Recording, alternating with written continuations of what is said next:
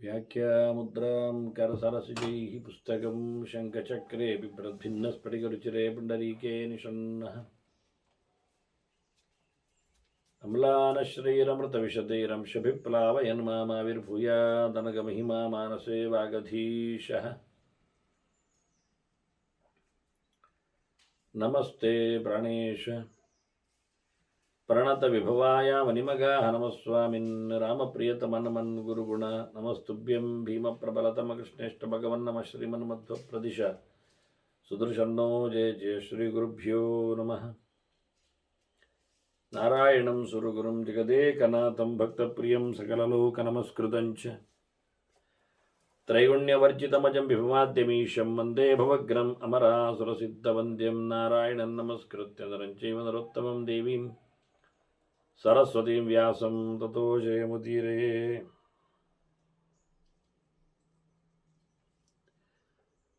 ವೇದವ್ಯಾಸರ ಮಹಾಭಾರತದ ಚಿಂತಕರಿಗೆ ವಂದನೆಗಳು.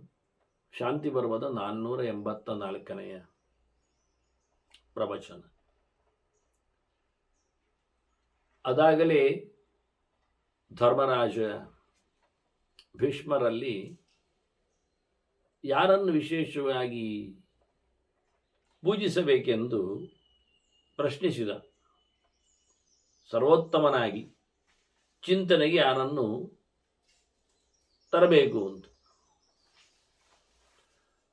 ಭೀಷ್ಮರದಾಗಲೇ ಬಹಳ ಜಟಿಲವಾದ ಚಿಂತನೆ ಅಂತ ಹೇಳಿ ಈ ಪ್ರಶ್ನೆಯನ್ನು ಧರ್ಮನ ಮಗನಾದ ನಾರಾಯಣನಲ್ಲಿ ನಾರದರು ಕೇಳಿದ್ದಾರೆ ಅಂತ ಹಿಂದಿನ ಘಟನೆಯನ್ನು ನೆನಪಿಸ್ತಾರೆ. ಅದೇ ನಾರಾಯಣ ಇಲ್ಲಿ ಕೃಷ್ಣ ಇದ್ದಾನೆ.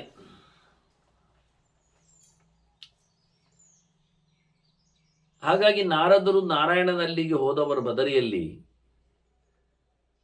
ಅವರ ಚರ್ಯೆಯನ್ನೆಲ್ಲ ನೋಡಿ ಕೇಳುತ್ತಾರೆ. ಅವರೆಲ್ಲ ದೈವಿಕ ಪೈತೃಕ ಕರ್ಮಗಳನ್ನೆಲ್ಲ ಮಾಡಿಕೊಂಡು ನಾರದರನ್ನು ಮಾತಾಡಿಸ್ತಾರೆ ನರನಾರಾಯಣರು. ಇದರಿಂದಾಗಿ ನಾರದರು ಪ್ರಶ್ನೆ ಆಗ್ತಾರೆ. ಬಹಳ ಚೆನ್ನಾಗಿದೆ ಈ ಪ್ರಶ್ನೆ ಉತ್ತರ. ಸೈದ್ಧಾಂತಿಕವಾಗಿ ತುಂಬ ಜನರನ್ನು ಎಚ್ಚರಗೊಳಿಸಬೇಕು. ಮತ್ತೆ ಹಾಗೆಯೇ ಮಹಾಭಾರತ ಅಂತಹ ಎತ್ತರದ ಸ್ಥಾನವನ್ನು ಪಡೆದದ್ದು. ಭಾರತಂ ಸರ್ವಶಾಸ್ತ್ರೇಶು ಅಲ್ಲಿಗೆ ಕಾರಣವೇ ಈ ಹಿನ್ನೆಲೆಯಲ್ಲಿ. ಸರಿ, ಏನು ಪ್ರಶ್ನೆ ಕೇಳಿದ ನಾರದ? ನಾರಾಯಣ ಮಾಡುವ ಪೂಜೆ ಪುನಸ್ಕಾರಗಳನ್ನು, ರಿಚುವಲ್ಸ್, ವ್ರತ ನಿಯಮಗಳನ್ನು, ಧಾರ್ಮಿಕ ಪದ್ಧತಿಗಳನ್ನು, ಹೋಮ ಹವನಗಳನ್ನೆಲ್ಲ ನೋಡಿ ನಾರದರು ಪ್ರಶ್ನಿಸಿತ್ತು. ನಾರಾಯಣರೇ, ನಮಸ್ಕಾರ ಮಾಡಿಲ್ಲ ಕೇಳ್ತಾನೆ. ವೇದೇಶು ಸಪುರಾಣೇಶು ಸಾಂಗೋಪಾಂಗೇಶು ಗೀಯಸೆ ತ್ವಂ. ಎಲ್ಲಿ ನೋಡಿದರಲ್ಲಿ ಶಾಸ್ತ್ರದ ಪುಟಗಳಲ್ಲಿ ಕೊಂಡಾಡುವುದು ನಿನ್ನನ್ನೇ. ನೋಡಿ, ಇಲ್ಲಿ ಸ್ಪಷ್ಟವಾಗಿ ಧರ್ಮಪುತ್ರನಾದ ನಾರಾಯಣನನ್ನು ಮೂಲ ನಾರಾಯಣನನ್ನಾಗಿಯೇ ದೇವರನ್ನಾಗಿಯೇ ಚಿಂತನೆಗೆ ನಾರದರು ತಂದಿದ್ದಾರೆ. ಅಂದರೆ ಅವತಾರದಲ್ಲಿ ವ್ಯತ್ಯಾಸ ಇಲ್ಲ, ಒಬ್ಬರೇ. ಆದ್ದರಿಂದ ಈಗ ಕೃಷ್ಣಾವತಾರ ಮಾಡಿದೆ ಅಂತ ತಕ್ಷಣ ಅವನು ಬೇರೆ ರೂಪಗಳಿಂದ ಕಡಿಮೆಯವನು ಅಂತೆಲ್ಲ ಹೇಳಲಿಕ್ಕೆ ಬರುವುದಿಲ್ಲ. ದೇವರಿಂದ ರಟ್ಟಿ ಬಂದದ್ದು ಒಂದು ಸ್ವಲ್ಪವೇ. ಯಾಕೆಂದರೆ ಶುಕ್ಲಕೇಶ, ಕೃಷ್ಣಕೇಶ ಎಲ್ಲ ಅವತಾರದ ಕಾಲದಲ್ಲೆಲ್ಲ ಹೇಳುತ್ತಾರೆ. ಅದು ಸುಮ್ಮನೆ ಆಂಶಿಕವಾದ ಸೃಷ್ಟಿ ಅಂದ ತಕ್ಷಣ ಅಂಶವು ಅಂಶಿಯು ಸಮಾನವಾಗಿಯೇ ಇರ್ತದೆ ದೇವರಲ್ಲಿ, ದೇವರ ವಿಷಯದಲ್ಲಿ, ಉಳಿದ ಕಡೆಯಲ್ಲಿ ಅಲ್ಲ. ಆದ್ದರಿಂದ ಭಗವಂತನಲ್ಲಿ ನೇಹನಾನಾಸ್ತಿ ಕಿಂಚನ ಅಂತ ಕ್ರಮ. ದೇವರ ಅವಯವಗಳಿಗಾಗಲಿ ಗುಣಗಳಿಗಾಗಲಿ ಎಲ್ಲಿಯೂ ವ್ಯತ್ಯಾಸ ಇಲ್ಲ. ಆದ್ದರಿಂದ ಅವನು ಮತ್ಸ್ಯನಾಗಿರಲಿ, ಅವನು ಕೃಷ್ಣನಾಗಿರಲಿ, ತನ್ನ ಗುಣಲಕ್ಷಣಗಳನ್ನು ಅಭಿವ್ಯಕ್ತಿಗೊಳಿಸುವುದಿಲ್ಲ ಅಂತ ಇಷ್ಟೇ ಹೊರತು ಅವನಲ್ಲಿ ಇಲ್ಲ ಅಂತಲ್ಲ. ಹಾಗೆಯೇ ಹನುಮನ ಭೀಮನ ಚರಿತೆಯಲ್ಲಿಯೂ ಆಗ್ತದೆ. ಆದರೆ ಅವರು ಆ ಯುಗಕ್ಕೆ ಅನುಗುಣವಾಗಿ ತಮ್ಮನ್ನು ತೋರಿಸಿಕೊಳ್ಳಿಕ್ಕೋಸ್ಕರ ಹನುಮ ಭೀಮನಲ್ಲಿ ಹೇಳುತ್ತಾನೆ, ನನ್ನದು ಯುಗ ಬೇರೆ, ನಿನ್ನ ಯುಗ ಬೇರೆ ಅಂತ. ಆದರೆ ಪ್ರಾಣನಲ್ಲಿಯೂ ಇಂತಹ ಒಂದು ವ್ಯತ್ಯಾಸ ಕಾಣುವುದಿಲ್ಲ. ಬೇಕಾದರೆ ಅವರು ತೋರಿಸುವುದು, ಉಳಿದವರು ಹಾಗಲ್ಲ. ಈಗ ರುದ್ರದೇವ ಅಶ್ವತ್ಥಾಮನಾಗಿ ಬಂದಾಗ ಅಶ್ವತ್ಥಾಮನಲ್ಲಿ ಇರತಕ್ಕಂತಹ ದೋಷಗಳಾಗಲಿ ಅವಲಕ್ಷಣಗಳಾಗಲಿ ಅದು ರುದ್ರನಲ್ಲಿಲ್ಲ. ಅವತಾರದಲ್ಲಿ ಉಳಿದವರಲ್ಲಿ ಎಲ್ಲ ಕಡೆ ನ್ಯೂನತೆ ಇದೆ, ಕಮ್ಮಿ ಇದೆ. ಅದು ಬಲರಾಮ ಆಗಲಿ ಯಾರೇ ಆಗಲಿ. ಆದರೆ ಪ್ರಾಣನಿಗೊಂದು ಎಸಂಪ್ಷನ್ ಅಲ್ಲಿ ಅಷ್ಟೇ. ಪ್ರಾಣ ಮತ್ತು ಭಾರತಿಗೆ ಅವತಾರದಲ್ಲಿಯೂ ನ್ಯೂನತೆ ಇಲ್ಲ. ಅವರು ತೋರಿಸಬಹುದು, ಇಲ್ಲ. ದೇವರೊಂದು ಸರ್ವಾತ್ಮನ ಇಲ್ಲ. ಯಾಕೆ? ದೇವರಿಗೆ ಭೌತವಾದ ದೇಹದ ಸಂಪರ್ಕವೇ ಇಲ್ಲ. ಮಾಡಿ ಏನು ತೋರಿಸ್ತಾನೋ. ಹೀಗಾಗಿ ಇವನು ಅವತಾರ ಧರ್ಮ ಮತ್ತು ಮೂರ್ತಿಯ ಮನೆಯಲ್ಲಿ ಭಗವಂತ ನಾರಾಯಣ. ಹಾಗಾಗಿ ನಾರದರು ಹೇಳುತ್ತಾರೆ, ನೀನೇ ಎಲ್ಲೆಡೆಯೂ ಸಹ ಪೂಜಾರ್ಹನಾಗಿ ಸಕಲ ಶಾಸ್ತ್ರಗಳಲ್ಲಿ ವೇದೇಶು ಸಪುರಾಣೇಶು. ನೋಡಿ ಎಂತ ಹೇಳುದು ನಾವೀಗ. ವೇದದಲ್ಲಿ ದೇವರಲ್ಲದೆ ಇನ್ಯಾರನ್ನು ಹೇಳುವುದಿಲ್ಲ. ಮುಖ್ಯವಾಗಿ ನಾರಾಯಣನನ್ನೇ ವೇದಗಳು ಮಾತಾಡಿಸ್ತವೆ. ಇದಕ್ಕೆ ಬೇಕಾದಷ್ಟು ಪುರಾವೆಗಳಿವೆ. ವೇದಾಖ್ಯೇ ವೈನಂ ವೇದಯಂತಿ ಅಂತ ಹೇಳುವ ಅಲ್ಲಿ, ವೇದೇಶ್ಚ ಸರ್ವೈರ ಹವೈವ ವೇದ್ಯ ಅಂತ ಕೃಷ್ಣನೇ ಹೇಳಿಕೊಂಡಲ್ಲಿ, ವೇದೇ ರಾಮಾಯಣೆ ಚೈವ ಪುರಾಣೆ ಭಾರತೆ ತತ ಎನ್ನುವ ಮಾತು ಸಹ. ಹಾಗಾಗಿ ಇದು ಒಂದು ಕಡೆಯಲ್ಲಿಯೋ ಬಂದದ್ದು ಅಂತ ಅರ್ಥವೇ ಅಲ್ಲ. ಸರ್ವ ವೇದಗಳು ಬೇರೆ ಯಾರನ್ನು ಹೇಳದೆ ಅದು ಎರಡನೇ ಅರ್ಥ. ದ್ವೇಷೀರ್ಷೆ ಅಂತ ಹೇಳಿಕೊಂಡದ್ರಿಂದ ವೇದಕ್ಕೆ ಎರಡು ಅರ್ಥ ಇದೆ. ಒಂದು ಮುಖ್ಯ ಅರ್ಥ, ಇನ್ನೊಂದು ಅಮುಖ್ಯ ಅರ್ಥ ಅಂತ. ಅಮುಖ್ಯ ಅರ್ಥಗಳು ಕಂಡಾಬಟ್ಟೆ ಇರಬಹುದು, ಮುಖ್ಯ ಅಲ್ಲದ ಅರ್ಥ. ಪರಮ ಮುಖ್ಯವಾದ ಅರ್ಥ ಅದು ಭಗವಂತನೇ. ಯಾವ ಮಂತ್ರವನ್ನು ಯಾವ ಶಬ್ದದಲ್ಲಿಯೇ ತೋರಿಸಿಬಿಡಿ. ಅದರಿಂದ ವೇದಗಳು ಮಾತ್ರ ಅಲ್ಲದೆ ಪುರಾಣಗಳ ಬಗ್ಗೆಯೂ ಮಾತಾಡಿದ್ರು. ವೇದೇಶು ಸಪುರಾಣೇಶು ಅಂತ. ಪುರಾಣಗಳಲ್ಲಿ ಮತ್ತೆ 1, 2 ಅಂತ ಲೆಕ್ಕ ಅಲ್ಲ, 18 ಪುರಾಣಗಳು ಭಗವಂತನನ್ನೇ ಮಾತಾಡಿಸು. ವೇದೇ ರಾಮಾಯಣೆ ಚೈವ ಪುರಾಣೆ ಅಲ್ಲಿ ವೇದ ಶಬ್ದವನ್ನು ಏಕವಚನದಲ್ಲಿ ಹೇಳಿದ್ದು, ಹಾಗೆ ಪುರಾಣ ಶಬ್ದವನ್ನು ಏಕವಚನದಲ್ಲಿ ಹೇಳಿದ್ದು. ಅಂದರೆ ಸಾಮೂಹಿಕ ವಚನ ಅಂತ, ಮುದ್ದೆ. ವೇದಗಳ ರಾಶಿಯಲ್ಲಿ ಪುರಾಣಗಳ ರಾಶಿಯಲ್ಲಿ ಅಂತ ಇಲ್ಲಿ ಬಹುವಚನದಲ್ಲಿ ಹೇಳಿದ್ದಾರೆ. ವೇದೇಶು ಶಪುರಾಣೇಶು ಅಂತ ಹೇಳಿಕೊಳ್ಳುವಲ್ಲೆಲ್ಲ ಸಾಂಗೋಪಾಂಗೇಶು. ಮತ್ತೆ ವೇದದಷ್ಟೇ ವೇದಾಂಗಗಳು, ಶಿಕ್ಷಾ ವ್ಯಾಕರಣಂ ಛಂದಃ ಎಲ್ಲ. ಇಲ್ಲೆಲ್ಲ ಭಗವಂತನನ್ನೇ ಹೇಳುವುದು. ಅಲ್ಲ ಮಾರ್ಯಾರೆ, ವ್ಯಾಕರಣ ಅಂತೀರಿ, ಗ್ರಾಮರ್ ಅಂತ ಅದಕ್ಕೆ ಅರ್ಥ, ಶಬ್ದಗಳ ಸ್ವರೂಪದ ಬಗ್ಗೆ ಅದರ ವ್ಯವಸ್ಥೆ ಅದೆಂತ ಹೇಳುದು. ಹೌದು ನೋಡಿ, ಸೂತ್ರ ಅಲ್ವ ಅದು. ವೃದ್ಧಿರಾದೈಚ್, ವೃದ್ಧಿ ಅಂದ್ರೆ ಏನು? ಬ್ರಹ್ಮ ಅಂತ ಅರ್ಥ ಅಲ್ವ, ಬೃಹ ವೃದ್ಧವುದಾತು. ಹಾಗೆ ಭಗವಂತನನ್ನೇ ಹೇಳುವುದದು. ಹಾಗೆ ಅದು ಒಂದು ಮುಖ್ಯದ ಅರ್ಥ ಚಿಂತನೆಯಲ್ಲಿ ಉಂಟು. ಎಲ್ಲ ಅಕ್ಷರಗಳಲ್ಲಿಯೂ ದೇವರು ಪೂರ್ಣನಾಗಿ ವ್ಯಾಪ್ತನಿದ್ದಾನೆ, ವಾಚ್ಯನಿದ್ದಾನೆ ಅಂತ ಆ ಸೂತ್ರಕ್ಕೆ ಅರ್ಥ ಆಗ್ತದೆ. ಅದರಂತೆ ಎಲ್ಲವೂ ಹಾಗೆ ಇರಲಿ. ಹೀಗೆ ಎಲ್ಲ ಉಪಾಂಗಗಳು ಅಂದರೆ ಅದಕ್ಕೆ ಸಂಬಂಧ ಉಪಭೇದಗಳನ್ನೆಲ್ಲಿಟ್ಟುಕೊಳ್ಳಿಕ್ಕೆ, ಸ್ಮೃತಿಗಳು, ಬ್ರಹ್ಮತರ್ಕಗಳು ಇವನ್ನೆಲ್ಲ ತರಲಿಕ್ಕೆ, ಎಲ್ಲ ಕಡೆಯಲ್ಲಿಯೂ ನಿನ್ನನ್ನೇ ಹೇಳುವುದಲ್ವ ಮಾರಾಯ. ಹೌದು. ಮತ್ತೆ ನಿನಗಿಂತ ಮಿಗಿಲಾದವರಿಲ್ಲ. ಯಾಕೆಂದ್ರೆ ತ್ವಮ ಅಜಃ, ನೀನು ಹುಟ್ಟದವನು. ಒಂದೊಮ್ಮೆ ನೀನು ಹುಟ್ಟಿದ್ರೆ ನಿನ್ನ ಅಪ್ಪ ದೊಡ್ಡವ ಅಂತ ಹೇಳ್ಬೋದಿತ್ತು ನಾವು. ಅದು ನೀನಿಲ್ಲಿ ಅವತರಿಸಿದ್ದು, ಕಂಡು ಬಂದದ್ದು. ಹಾಗಾಗಿ ನೋಡಿ, ನಾರಾಯಣನನ್ನು ಧರ್ಮನ ಮಗನನ್ನಾಗಿ ಹೇಳಿದ ಕಡೆಯಲ್ಲಿಯೇ ಅಜಃ ಅಂತ ಹೇಳಿಬಿಟ್ಟು, ನೀನು ಹುಟ್ಟದವನು, ನಿನಗೆ ಯಾವುದೇ ಪ್ರಕಾರವಾದ ಗರ್ಭದಲ್ಲಿನ ಜನ್ಮ ಇಲ್ಲ. ಹಾಗಾಗಿ ನಿನ್ನನ್ನು ಯಾರು ಹುಟ್ಟಿಸಿದ್ದಿಲ್ಲ. ನಿನಗಿಂತ ಅಪ್ಪ ನೀನು ದೊಡ್ಡಪ್ಪ ಅಂತ ಪ್ರಶ್ನೆ ಇಲ್ಲ. ನೀನೇ ತ್ವಮಜಃ ಶಾಶ್ವತಃ ಧಾತ ಮಾತಾ ಅಮೃತಂ ಅನುತ್ತಮ. ನೀನು ಸಂಹಾರಗೊಳ್ಳದವನು. ಮರ್ತ್ಯ ಧರ್ಮ ನಿನ್ನಲ್ಲಿಲ್ಲ. ನೀನು ಅಮೃತ, ನೀನು ಶಶ್ವತೇಕ ಪ್ರಕಾರ. ನೀನು ದೇಹ ಬಿಡುವುದು, ಮೋಕ್ಷ ಸೇರುವುದು ಅಂತಿಲ್ಲ. ನಿನ್ನಲ್ಲಿ ದೇಹವೇ ಇಲ್ಲ. ವಿಕಾರಗೊಳ್ಳುವುದಿಲ್ಲ ನೀನು. ಎಲ್ಲವನ್ನು ಹೊತ್ತವನು ನೀನೇ, ಎಲ್ಲವನ್ನು ನೋಡಿಕೊಳ್ಳುವವನು ನೀನೇ, ಎಲ್ಲರ ಪೋಷಕನು ನೀನೇ, ಎಲ್ಲದ ನಿರ್ಮಾತೃವೂ ನೀನೇ. ಹಾಗಾಗಿ ನಿನ್ನ ನಿರ್ಮಾತೃ ಅಂತ ಇಲ್ಲ, ನಿನ್ನ ನೋಡಿಕೊಳ್ಳುವವ ಅಂತ ಇಲ್ಲ, ನಿನ್ನ ಪೋಷಣೆ ಮಾಡುವವ ಅಂತ ಇಲ್ಲ. ಹಾಗಾಗಿ ನಿನಗಿಂತ ಸುಪೀರಿಯರ್ ಎಲ್ಲಿ ಬರ್ತಾನೆ? ಇಲ್ಲ. ಹಾಗಾಗಿ ನೀನೇ ಸರ್ವಸ್ವವಾಗಿ ಎಲ್ಲರಿಂದ ಆರಾಧ್ಯನಾಗಿರುವಾಗ ನೀನು ಯಾರನ್ನು ಪೂಜೆ ಮಾಡುವುದು ಎನ್ನುವ ಪ್ರಶ್ನೆ ಉಳಿತದೆ. ಈಗ ಅದಕ್ಕೆ ಕೃಷ್ಣ ಉತ್ತರ ಕೊಟ್ಟಿದ್ದ ನಾವು ನಿನ್ನೆ ಕೇಳಿದ್ದೇವೆ. ಲೋಕದವರು ನಾಳೆ ಕೃಷ್ಣ ಪೂಜೆ ಮಾಡುವುದಿಲ್ಲ ಅಂತ ನೋಡಿಬಿಟ್ರೆ ತಾವು ಸಹ ಪೂಜೆ ಮಾಡುವುದಿಲ್ಲ, ಕೃಷ್ಣ ಪುರಾಣ ಕೇಳುವುದಿಲ್ಲ ಅಂತ ಆಗಿಬಿಟ್ರೆ ಅವರು ಪುರಾಣ ಕೇಳಲಿಕ್ಕೆ ಬರುವುದಿಲ್ಲ, ಕೃಷ್ಣ ಬೆಳಿಗ್ಗೆ ಹೇಳುವುದಿಲ್ಲ ಆದರೆ ಅವರು ಹೇಳುವುದಿಲ್ಲ, ಕೃಷ್ಣ ಮುಳುಗಿ ಮೀಯುವುದಿಲ್ಲ ಆದರೆ ಅವರು ಮೀಯುವುದಿಲ್ಲ. ನಾವು ನೀನು ನೋಡಿದ್ದೇವೆ. ಅದರಿಂದ ಲೋಕ ಸಂಗ್ರಹಮೇವಾಪಿ ಸಂಪಶ್ಯನ್ ಕರ್ತುಮರ್ಹಸಿ ಎಂದು ಒಬ್ಬ ಜ್ಞಾನಿಗೇನೇ ಈ ಇನ್ಸ್ಟ್ರಕ್ಷನ್ ಇರುವಾಗ, ಅವನಿಗೆ ಮಾಡದಿದ್ದರೂ ಪರವಾಗಿಲ್ಲ ಆದರೂ ಲೋಕಕ್ಕಾಗಿ ಮಾಡಬೇಕಿರುವಾಗ ದೇವರು ಮಾಡದಿರ್ತಾನ? ಅವನು ಹೇಳಿದ, ನನಗೆ ಎಂತ ಬೇಕಾಗಿಲ್ಲ ಮಾರೆ. ಈ ಜನ ಮಾಡದೆ ಹೋಗ್ತಾರಲ್ಲ, ನಮೇ ಕರ್ಮಾಣಿ ಲಿಂಪಂತಿ ನಮೇ ಕರ್ಮ ಬಲೆ ಸ್ಪೃಹ, ನನಗೆ ಕರ್ಮದ ಆಸೆ ಇಲ್ಲ, ಕರ್ಮದ ಲೇಪವೂ ಇಲ್ಲ, ಅದರ ಬೆನಿಫಿಟ್ ಫಲವು ನನ್ನನ್ನು ಮಾತಾಡಿಸುವುದಿಲ್ಲ. ಆದರೂ ನಾನು ನಾನು ಕರ್ಮದಲ್ಲೇ ಇದ್ದೇನೆ, ಮಾಡ್ತಾ ಇರ್ತೇನೆ ಜನರನ್ನು ತಿದ್ಲಿಕ್ಕೆ ಅಷ್ಟು. ಹೀಗಾಗಿ ಮರ್ತ್ಯ ಶಿಕ್ಷಣಂ, ಇಲ್ಲಾದ್ರೆ ದೇವರು ಇಲ್ಲಿಗೆ ಬರಬೇಕಾ? ಯಾರಿಗಾಗಿ ಬರಬೇಕು? ಅವನು ಕಂಸ ಸಂಹಾರಕ್ಕೆ ಅಲ್ಲೇ ಕೂತು ಸಂಹಾರ ಆಗಲಿ ಹೇಳಿದ್ರೆ ಆಯ್ತಲ್ಲ. ದೇವರಿಗೆ ಅಷ್ಟು ವಿಲ್ ಪವರ್ ಇಲ್ವಾ? ಅಷ್ಟು ಕಷ್ಟ ಎಂದು ಕಂಸ ಹುಟ್ಟದೇ ಇದ್ರೆ ಆಗ್ತದಲ್ಲ ಮತ್ತೆಂದು. ಅದನ್ನು ನಮಗೆ ಇಲ್ಲಿ ಬಂದ ಬಳಿಕ ಅವನ ಉಪದೇಶಗಳು, ಅವನ ವರ್ತನೆಗಳು ಪಾಠ ಆಗಬೇಕು.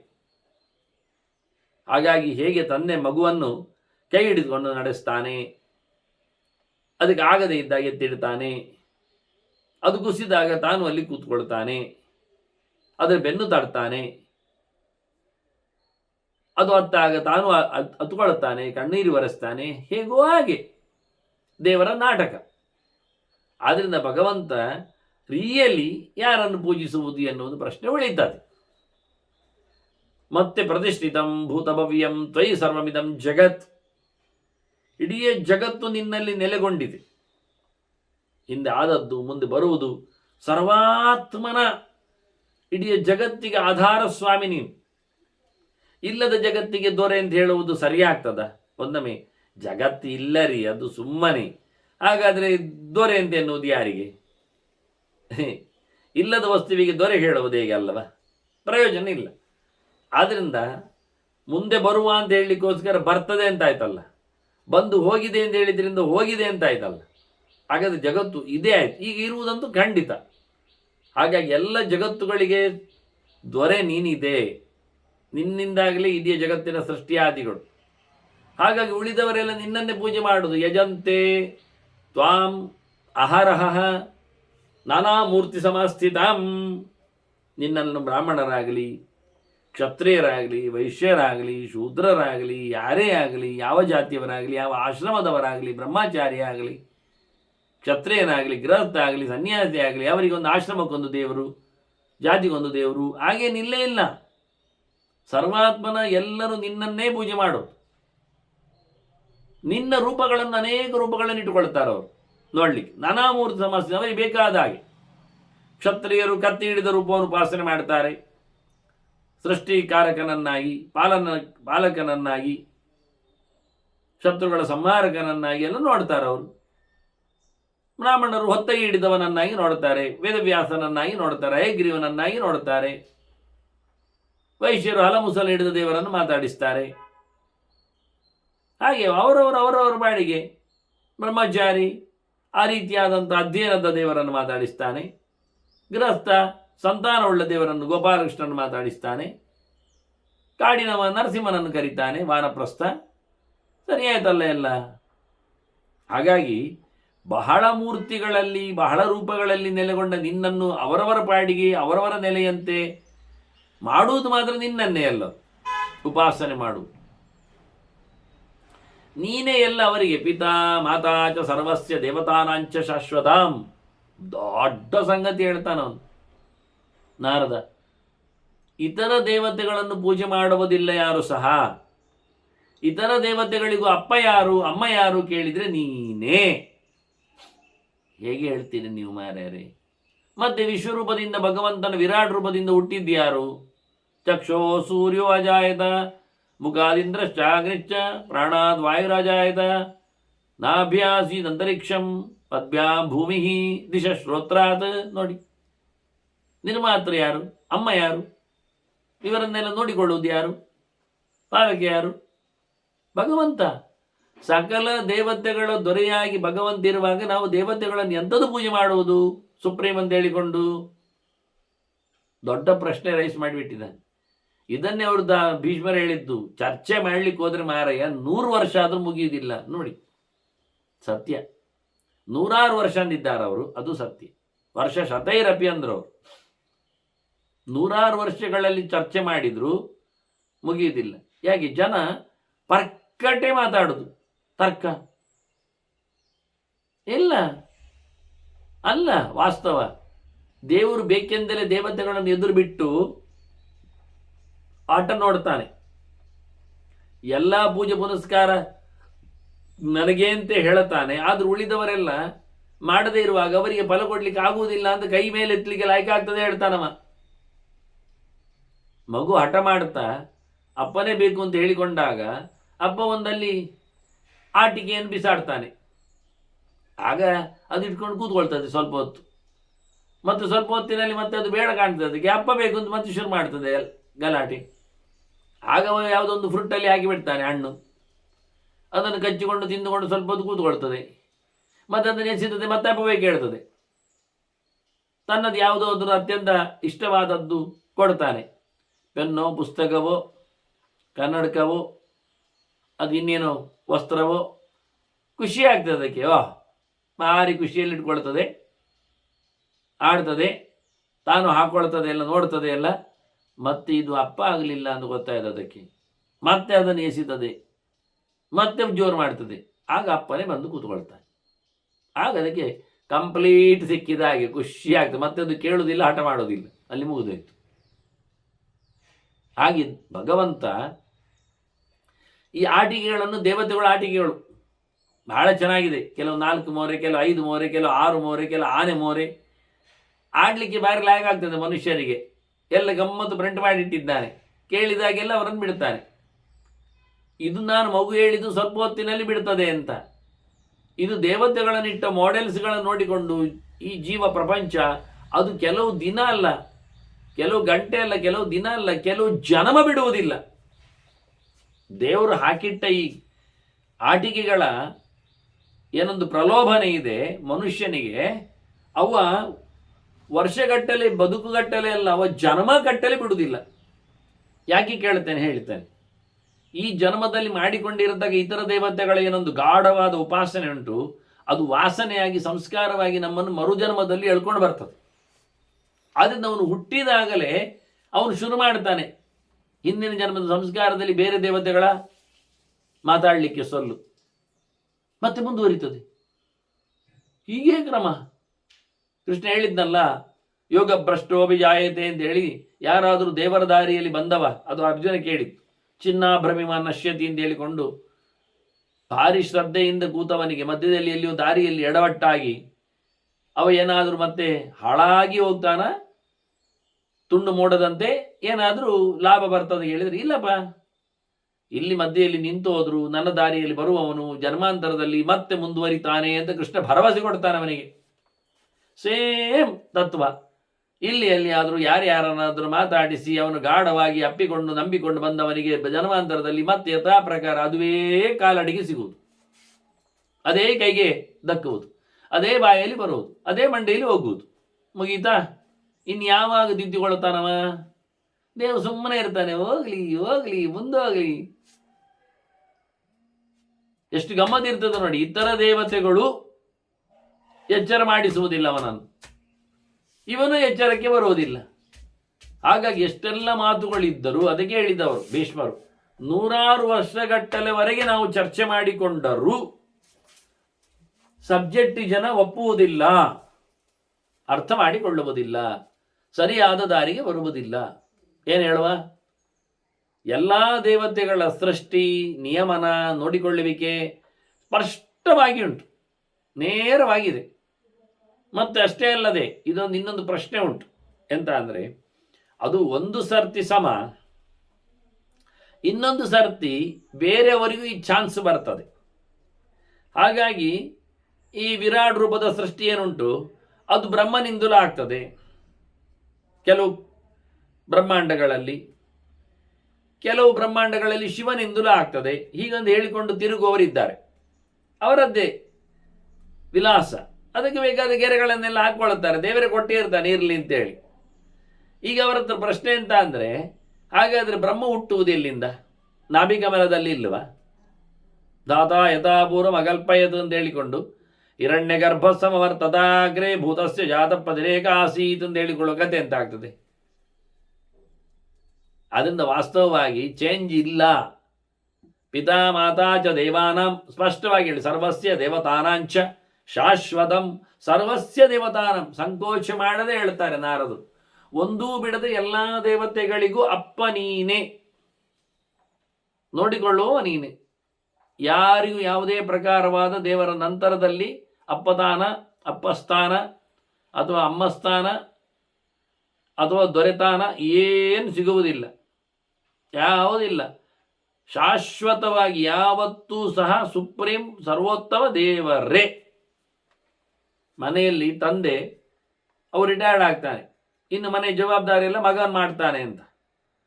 ಏನಿದ್ದರೂ ಆ ಪೊಸಿಷನ್ ಉಂಟಲ್ಲ ಅಪ್ಪನ ಕೈಯಲ್ಲೇ ಇರ್ತದೆ, ಆ ಗೌರವ ಅಲ್ಲೇ ಇರ್ತದೆ. ಎಷ್ಟೇ ಇವನು ನೋಡಿಕೊಂಡಾಗಲಿ, ಬಂದವರಿಗೆ ಇಲ್ಲಿ ಒಂದು ದೊರೆ ಅಂತ ಹೇಳಿಕೊಳ್ಳಿ, ಹಾಗೆ ಎಷ್ಟು ಇವನನ್ನು ಎಕ್ಸ್ಪೋಸ್ ಮಾಡಿಕೊಂಡ್ರು ಇರುವವರೆಗೆ ಅಪ್ಪ ಅವನೇ ಎತ್ತರದಲ್ಲಿ. ಆದರೆ ಅವನಿಗೆ ಸಾವು ನೋವುಂಟು, ಹೊರಟೋಗ್ತಾನೆ, ಆಗ ಇವನು ಮತ್ತೆ ಅಪ್ಪ ಆಗ್ತಾನೆ. ಮತ್ತೆ ಇದ್ದಾಗಲ್ಲ ಆ ದೊರೆ ಆಗ್ತಾನೆ, ವಿಶೇಷ ಆಗ್ತದೆ. ಹಾಗೆ ಭಗವಂತ ಹೋಗುವುದೇ ಇಲ್ಲಲ್ಲ. ಆದರೆ ಶಾಶ್ವತಮ ದೇವತಾನಂಚ ಶಾಶ್ವತಂ. ಭಗವಂತ ರಿಟೈರ್ಡ್ ಆಗುವುದಾಗಲಿ, ಹೋಗುವುದಾಗಲಿ, ಅಸಮರ್ಥನಾಗುವುದಾಗಲಿ, ಕೊನೆಗೆ ಅಪ್ಪ ಎನ್ನುವ ಇದ್ರ ಮನೆಯಲ್ಲಿ ಕೆಲವು ಡಾಕ್ಯುಮೆಂಟ್ಸ್ಗಳಿಗೆ ಸೈನ್ ಆಗುವಾಗ ಮಗನೇ ಆಗ್ಲಿಕ್ಕೆ ಹೋಗ್ತಾನೆ, ಅವನಿಗೆ ಅದನ್ನು ಕೊಟ್ಟಿರ್ತಾನೆ ಪವರ್. ಅದು ಅವನಿಗೆ ಕಣ್ಣು ಕಾಣುವುದಿಲ್ಲ ಆಗಿರುವಾಗ ಇವನೇ ಅದನ್ನು ಮುಂದುವರಿಸ್ತಾನೆ. ಹಾಗೆ ದೇವರಿಗೆ ರಿಟೈರ್ಮೆಂಟ್ ಆಗಲಿ, ಸುಸ್ತು ಆಗಲಿ, ಅಸ್ವಾಸ್ಥ್ಯ ಆಗಲಿ, ಸಾವು ನೋವಾಗಲಿ ಇಲ್ಲ. ಅದ್ರ ಶಾಶ್ವತಂ ದೇವತಾನಾಂಚ ಶಾಶ್ವತಂ ಸರ್ವಸ್ಯ ಮಾತಾ ಪಿತಾಚ್. ಎಷ್ಟು ಸ್ಪಷ್ಟವಾಗಿ ನಾರದರು ಹೇಳ್ತಾರೆ ಅಂದರೆ ನಮಗೆ ನಾಚಿಕೆ ಆಗಬೇಕು. ಕೇಳಿಕೊಂಡ್ರು ಈ ಸತ್ಯವನ್ನು.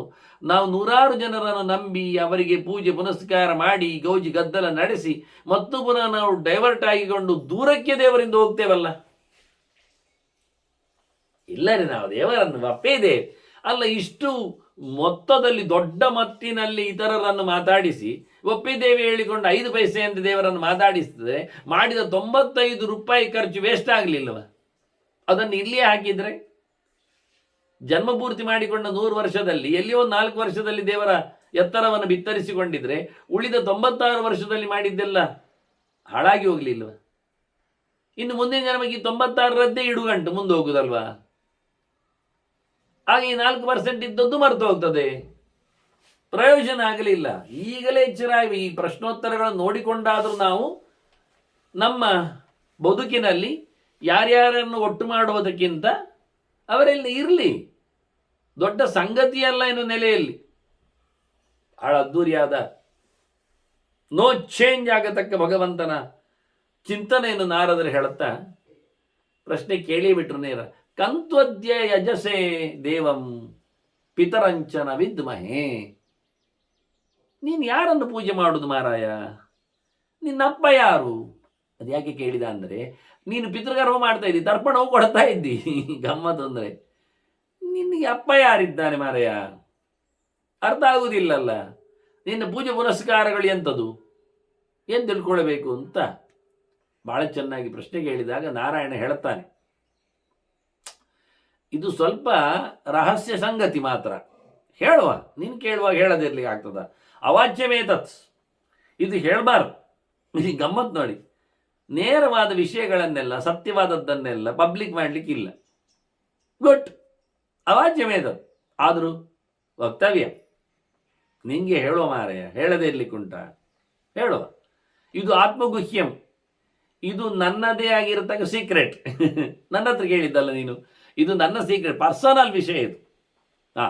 ಇದು ಮತ್ತೆ ಆತ್ಮಗುಹ್ಯ. ಆತ್ಮ ಅಂದರೆ ಅಂತರ್ಯಾಮಿಯಾದ ನಾರಾಯಣನ ಇದು ಕತೆ. ನೀನು ಒಳಗಿನ ವಿಷಯವನ್ನು, ಆತ್ಮನ ವಿಷಯವನ್ನು, ಪರಮಾತ್ಮನ ವಿಷಯವನ್ನು ಕೇಳುತ್ತಾ ಇದ್ದೀನಿ ನೀನು. ಇದು ಮತ್ತೆ ಸನಾತನವಾದದ್ದು. ಇದಕ್ಕೆ ಶಾಸ್ತ್ರದ ಒಪ್ಪಿಗೆ ಇದೆ, ಇದಕ್ಕೆ ಹಳೆಯ ವ್ಯವಸ್ಥೆ ಇದೆ. ಹಾಗಾಗಿ ಇದು ಸಾಮಾನ್ಯ ಅಲ್ಲ, ವಿಶೇಷವಾದ ಸಂಗತಿ ಇದು. ಹೊಸದೇನು ಸೃಷ್ಟಿಯಲ್ಲ ಇದು, ಓಲ್ಡ್ ಆ್ಯಂಡ್ ಓಲ್ಡ್. ಎತ್ತದು ಸೂಕ್ಷ್ಮಂ, ಇದು ಬಹಳ ಸೂಕ್ಷ್ಮ, ತುಂಬ ಅತ್ಯಂತ ನಿಗೂಢವಾದ ಸಂಗತಿ ಇದು. ಮತ್ತು ಇದು ಪಕ್ಕೆ ಯಾರಿಗೂ ಅರ್ಥ ಆಗುವುದಿಲ್ಲ. ಅವಿಜ್ಞೇಯಂ, ತಿಳಿಲಿಕ್ಕೆ ಬರ್ತದೆ ಆದರೆ ಪೂರ ತಿಳಿಲಿಕ್ಕೆ ಆಗುವುದಿಲ್ಲ. ಅದೆಲ್ಲ ಆಗ್ತದ ಮಾರಾಯರೆ ಅಂತೇಳಿ ಹೋಗ್ತಾರಲ್ಲ ಹಾಗೆ. ಈಗ ದನ ಕೊಡುವುದು ಹಾಲು, ನಾವು ಕುಡಿಯುವುದು ಹಾಳು.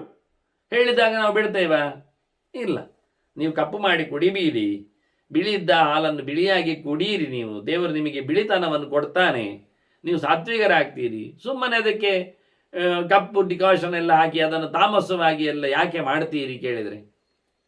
ನಾವು ಹೇಳುವುದವರಿಗೆ ರಂಗಿಟಾಗ್ತದೆ. ಆದರೆ ಹೊರಗೆ ಎಲ್ಲ ಕಡೆಯೂ ಮಾರಾಟಕ್ಕೆ ಇರುವಂಥದ್ದು ಕಾಫಿಯೇ ಚಾವೇ ಆಗ್ಲಿಕ್ಕೆ ಹೋಗಿ ಬಂದ ತಕ್ಷಣ ಜನರನ್ನು ಕೇಳುವುದೇ ಹಾಗೆ, ಕಾಫಿ ಕುಡಿತೀರಾ ಅಂತ ಕೇಳೋದು. ಎಂಥ ದೊಡ್ಡ ದೇವಸ್ಥಾನದ ಕಾರ್ಯಕ್ರಮ ಇರಲಿ, ಧಾರ್ಮಿಕವಾದಂಥ ಕಟ್ಟಳೆಗರಿ ಇರಲಿ, ಅಲ್ಲಿ ಎಲ್ಲ ಕಡೆಯಲ್ಲಿಯೂ ಕಾಫಿ ಟೀ ಉಂಟೇ ಉಂಟಲ್ಲ. ಏನು ಮಾಡ್ತೀರಿ ಆಗ? ಇದೇ ಸಂಗತಿ. ಅದೇ ಹೇಳ್ತಾನೆ, ಪಕ್ಕ ಯಾರಿಗೂ ಬೋಧ ಬರುವುದಿಲ್ಲ ಅಂದ.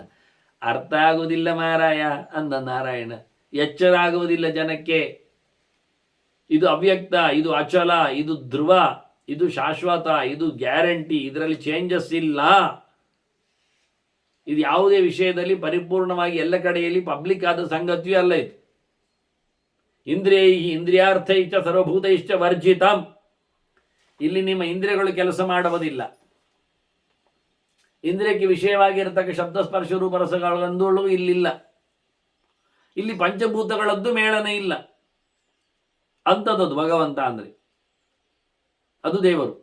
ಸಖಿ ಅಂತರಾತ್ಮ ಭೂತಾನಾಂ, ಎಲ್ಲ ಪದಾರ್ಥಗಳಲ್ಲಿ ಇದ್ದಾನೆ, ಎಲ್ಲೆಡೆಯೂ ತುಂಬಿದ್ದಾನೆ. ಎಲ್ಲಿಯೂ ಇಲ್ಲ ದೇವರು ಇಲ್ಲ. ಅದಕ್ಕೆ ಅಂತರಾತ್ಮಗಳಿದೆ. ಪ್ರತಿಯೊಂದು ಕಡೆಯಲ್ಲಿಯೂ, ಪ್ರತಿಯೊಂದು ದೇವತೆಯೊಳಗೂ, ಪ್ರತಿಯೊಂದು ವಸ್ತುವಿನೊಳಗೂ, ಸರ್ವ ದೇಶದಲ್ಲಿ, ಸರ್ವಕಾಲದಲ್ಲಿ ತುಂಬಿಕೊಂಡವನು ಭಗವಂತ. ಅವನನ್ನು ನಾವು ಕ್ಷೇತ್ರಜ್ಞ ಅಂತ ಹೇಳ್ತೇವೆ. ಕ್ಷೇತ್ರಜ್ಞಶ್ಚೇತಿ ಗತ್ಯತೆ. ಜೀವಕ್ಷೇತ್ರಜ್ಞ ಅಲ್ಲ, ಅವನಿಗೆ ಎಂಥದೂ ಗೊತ್ತಿಲ್ಲ. ಇದಂ ಶರೀರಂ ಕೌಂತೆಯ ಕ್ಷೇತ್ರಮಿತ್ಯಭಿಧೀಯತೆ ಅಂತ ಕೃಷ್ಣ ಹೇಳ್ತಾನೆ ಗೀತೆಯಲ್ಲಿ.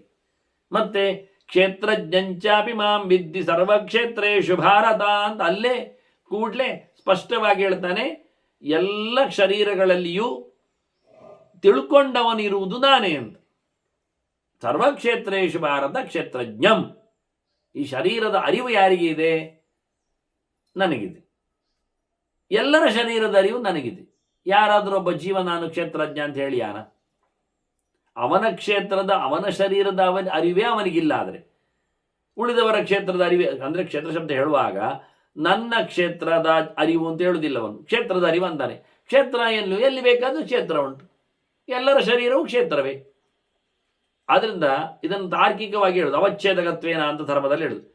ಎಲ್ಲಿ ಕ್ಷೇತ್ರ ಎನ್ನತಕ್ಕದ್ದುಂಟು ಅದೆಲ್ಲವನ್ನು ತಿಳ್ಕೊಳ್ಳಿಕ್ಕೆ ಬೇಕು ಅವನು. ಒಬ್ಬನಿಗೆ ದನ ಗೊತ್ತುಂಟು ಹೇಳಿದ ತಕ್ಷಣ, ಹೌದು ನನಗೆ ದನ ಗೊತ್ತುಂಟು ಅಂತಾನೆ. ಚೆನ್ನಾಗಿ ಗೊತ್ತುಂಟು ಅಂತಾನೆ. ಯಾಕೆ, ಹೇಗೆ? ನನ್ನ ಮನೆಯಲ್ಲಿ ಒಂದು ದನ ಉಂಟು. ಹೇಗುಂಟದು? ಅದು ಬಿಳಿ ಕಪ್ಪು ಉಂಟು ಅಂತಾನೆ. ಮತ್ತೆ ಹೇಗೆ ಕೂಗ್ತದೆ? ಅದು ಕೂಗ್ತದೆ. ಮತ್ತೆ ಅದು ಬಕೆಟ್ ಗಟ್ಟಲೆ ಕೊಡ್ತದೆ. ಎಂಥದು? ಹಾಲು. ಎಂತ ತಿಂತದೆ? ಅದು ಹಿಟ್ಟು ತಿಂತದೆ ಬಕೆಟ್ ಗಟ್ಟಲೆ. ಬೂಸ ತಿಂತದೆ, ಬೂಸದ ರಸವನ್ನು ಕೊಡ್ತದೆ, ಬೊಬ್ಬೆ ಹೊಡಿತದೆ. ಅದು ನಿಜವಾಗಿ ದನ ಅಲ್ಲ. ಅವನಿಗೆಂತ ಗೊತ್ತುಂಟು ಕರ್ಮ? ದನ ರೀ ಅದು. ನಿನಗೆ ಬೇರೆ ದನ ಗೊತ್ತುಂಟ? ಬೇರೆ ದನ ಗೊತ್ತಿಲ್ಲ, ಇದೇ ದನ ಅಲ್ವಾ ಅಂತಾನೆ. ಮತ್ತೆ ನೋಡಿ, ಎಲ್ಲಿ ದನ ಬೇರೆ ಉಂಟು ಅದನ್ನೆಲ್ಲ ತಿಳ್ಕೊಂಡಿದ್ದಾನವ? ಇಲ್ಲ. ಅವನು ಇದನ್ನು ಮಾತ್ರ ತಿಳ್ಕೊಂಡಿದ್ದಾನೆ. ಇದು ಕ್ರಾಸು, ಇದು ಸಮ ಇಲ್ಲದ್ದು, ಇದಕ್ಕೆ ಗಂಗೆ ದೊಗಲಿ ಇಲ್ಲ, ಅದು ಸಮ ಇಲ್ಲದ್ದು, ಅದು ದನ ಅಲ್ಲ, ಒರಿಜಿನಲ್ ಅಲ್ಲ. ಅನ್ನ ದನ ಗೊತ್ತುಂಟು ಅಂತ ಮನೆಯದ್ದೊಂದು ತಿಳ್ಕೊಂಡು ಹೇಳಲಿಕ್ಕೆ ಬರುವುದಿಲ್ಲ. ಇಡೀ ಪ್ರಪಂಚದಲ್ಲಿದ್ದ ಎಲ್ಲ ದನಗಳ ಬಗ್ಗೆ ಎಚ್ಚರ ಇರಬೇಕು ಅಂತ ಇದ್ರೆ ದನ ಗೊತ್ತುಂಟು ಹೇಳಲಿಕ್ಕೆ ಬರ್ತದೆ. ಹೇಗೋ ಹಾಗೆಯೇ ಸಮಸ್ತ ಕ್ಷೇತ್ರಗಳನ್ನು ಅರಿತವ, ಕ್ರಿಮಿ ಕೀಟ ಮರ ಮಟ್ಟು ಪ್ರಾಣಿ ಮೃಗ ಮನುಷ್ಯ ಮಾತ್ರ ಅಲ್ಲದೆ ದೇವ ಗಂಧರ್ವ ದಾನವ ಯಕ್ಷ ರಾಕ್ಷಸ ಕಿನ್ನರ ಉರಗೆ ಎಲ್ಲರ ದೇಹಗಳ ಬಗ್ಗೆ ಯಾರಿಗೆ ಪರಿಚಯ ಉಂಟು ಅವನು ಕ್ಷೇತ್ರಜ್ಞ, ಅದೇ ಭಗವಂತ. ಬಹಳ ಜೋರುಂಟು, ಸುಲಭ ಏನಿಲ್ಲ. ಆದರೆ ಅಷ್ಟೇ ಸ್ಪಷ್ಟವಾಗಿ ಕೃಷ್ಣ ಗೀತೆಯಲ್ಲಿ ಹೇಳಿಬಿಟ್ಟಿದ್ದಾನೆ. ಅದು ಯಾಕೆ ಅರ್ಥ ಆಗುವುದಿಲ್ಲ ಜನರಿಗೆ ಗೊತ್ತಾಗುವುದಿಲ್ಲ.